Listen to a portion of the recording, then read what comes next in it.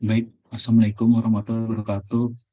Selamat siang eh, kepada Bapak Rio Afrianda selaku dosen matkul riset koperasi. Perkenalkan, nama saya Muhammad Syafiq Alai dengan NIM 2019 11 080. Di sini saya akan mempresentasikan tugas UTS riset koperasi.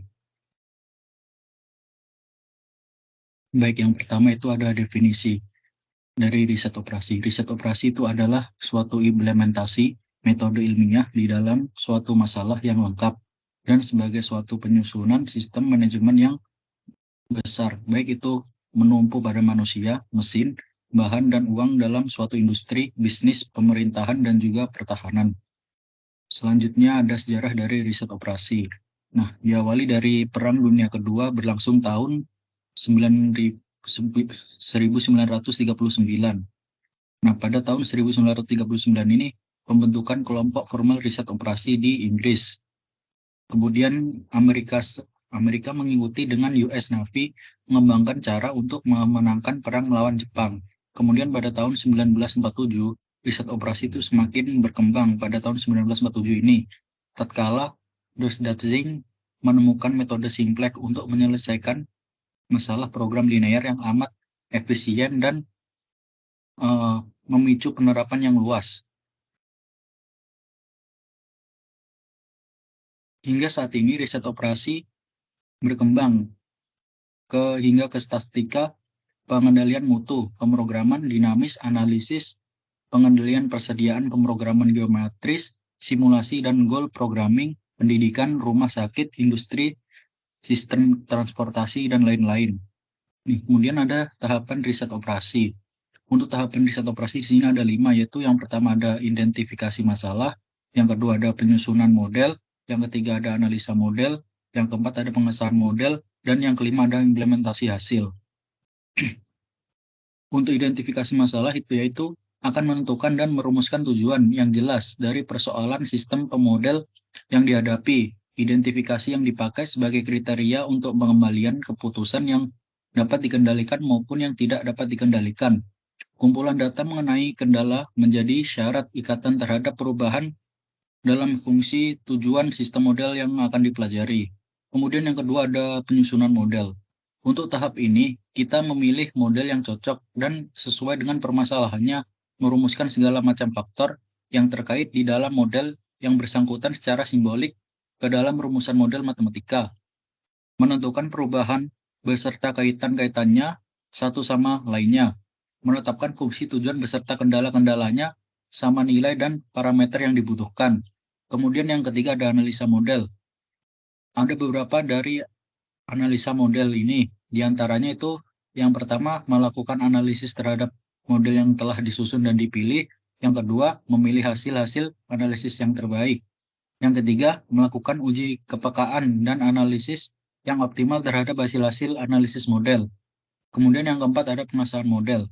Untuk pengesahan model ini yaitu menyangkut penilaian terhadap model tersebut dengan cara mencocokkannya dengan data yang nyata dan juga dalam rangka untuk menguji dan mengesahkan asumsi-asumsi yang akan membentuk model tersebut secara struktural dan yaitu perubahannya, hubungan-hubungan fungsional dan lain sebagainya.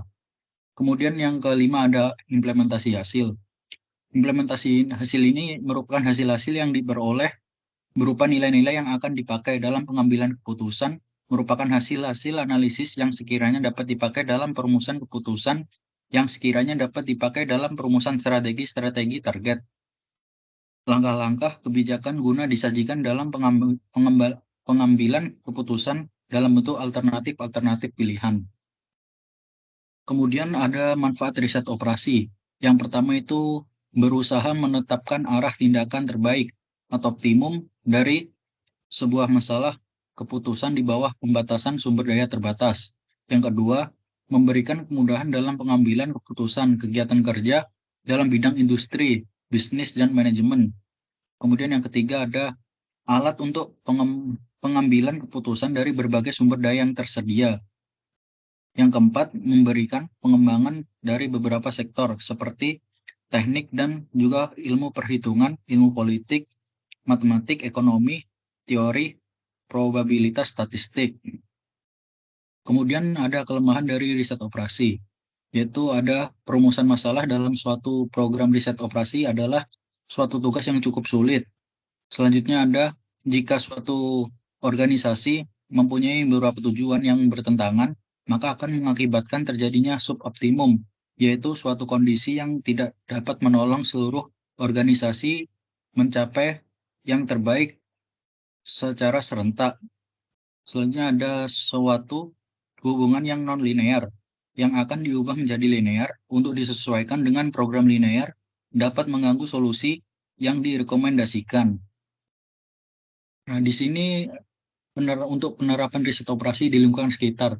Di sini saya ambil dalam lingkup pemasaran, yaitu pertama ada penentuan kombinasi produk terbaik berdasarkan permintaan pasar. Terus yang kedua itu ada contohnya itu alokasi iklan di berbagai media.